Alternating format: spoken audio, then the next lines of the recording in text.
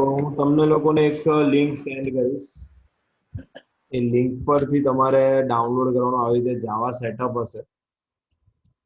એની અંદર જેડીકે 1.3 તમારે લખેલું જ હશે. બરાબર છે. તમને જે લિંક મળે એમાંથી આ જેડીકે 1.3 છે એને પૂરેપૂરું ડાઉનલોડ કરવાનું. બરાબર છે. જે પણ તમે ડાઉનલોડ કરો તે તમારા ડાઉનલોડ્સમાં સેવ થઈ જશે. એ જ રાખવાનું છે જેડીકે 1.3, બીજું નવું કશું જ કરવાનું નથી. મારી પાસે પહેલેથી છે જ, તો હું તમને એ બતાવી દઉં.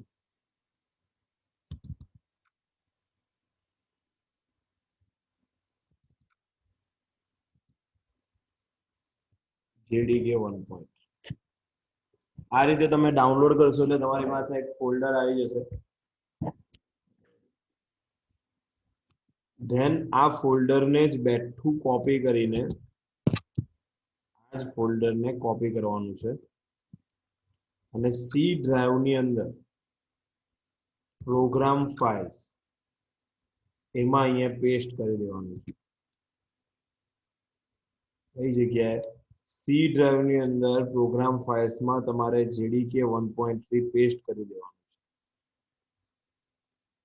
ત્યાર પછી એ ફોલ્ડરની અંદર જવાનું, જેડીકે 1.3 એની અંદર બીન અને આ કોપી કરી લેવાનું. આ ઉપર જે પાઠ લખેલો છે તે C drive program file JDK 1.3 bin આ કોપી કરી લેવાનું.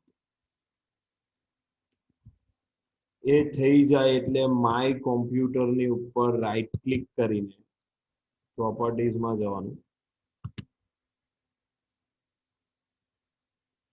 જે વિન્ડોઝ 8 વિન્ડોઝ 10 યુઝ કરતા હશે તેમાં ડીસ પીસી લખેલું હશે.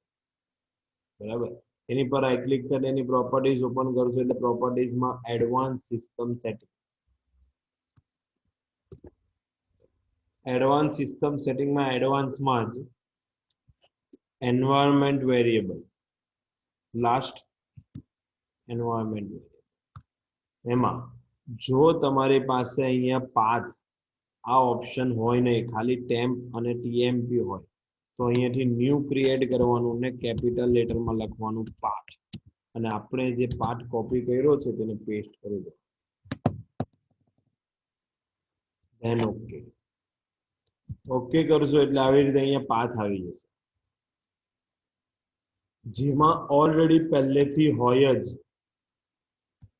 બરાબર છે. જેમાં ઓલરેડી પહેલેથી હોય જ અને એમાં જાવાની જગ્યા આવી રીતે લખેલું હોય કે ટીસી win45 bin એટલે પ્રોગ્રામ ફાઇલ જેડીકે 1.3 bin એના સિવાય તો અહીંયા સેમીકોલન કરીને પાછું કંટ્રોલ વી કરી દો. બરાબર છે. આગળ મૂકો પાછળ મૂકો એનાથી ફરક નથી. આ સી લેંગ્વેજ અને જાવા બંને સેટઅપ સાથે છે.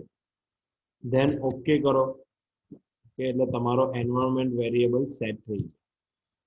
નાવ ચેક કરવાનું, રિસ્ટાર્ટ કરજો તમારા પીસીને. એકવાર સેટઅપ થઈ જાય એટલે લખજો જાવા સી. શેની પર લખ્યું મેં? કમાન્ડ પ્રોમ્પ્ટની ઉપર. સીએમડી પ્રોમ્પ્ટ ઓપન કરો. સીએમડી પ્રોમ્પ્ટ બધામાં જ હોય, 7 હોય 10 હોય જે પણ હોય. સીએમડી પ્રોમ્પ્ટ પર અહીંયા લખવાનું છે જાવા સી, એટલે કે જાવાનું કમ્પાઇલર સેટ ક્યુટ ઓકે. જો આવી રીતે બધું ડિસ્ક્રિપ્શન લખાઈને આવે એનો મતલબ છે કે તમારામાં પ્રોપરલી ઇન્સ્ટોલ થઈ ગયું. જો લખાઈને આવે કે Java does not recognize or an internal or external command, એનો મતલબ છે કે તમારું સેટઅપ થયું. તો રિસ્ટાર્ટ કરી નાખજો અને એકવાર ફરીથી અહીંયા ચેક કરી લેવાનું કોમ્પ્યુટરમાં પ્રોપર્ટીઝમાં જઈને advance system setting, environment variable અને અહીંયા પાથ ચેક કરો. બરાબર છે. એડિટ કરવો હોય તો એડિટ પણ થશે, ન્યૂ બનાવવો હોય તો નીચે કશું આમાં પણ છેડછાડ કરવાની નથી. તો આ રીતે તમારે જાવાનું સેટઅપ કરવાનું છે. ત્યાર પછી જ તમારા જાવાના પ્રોગ્રામ રન થશે.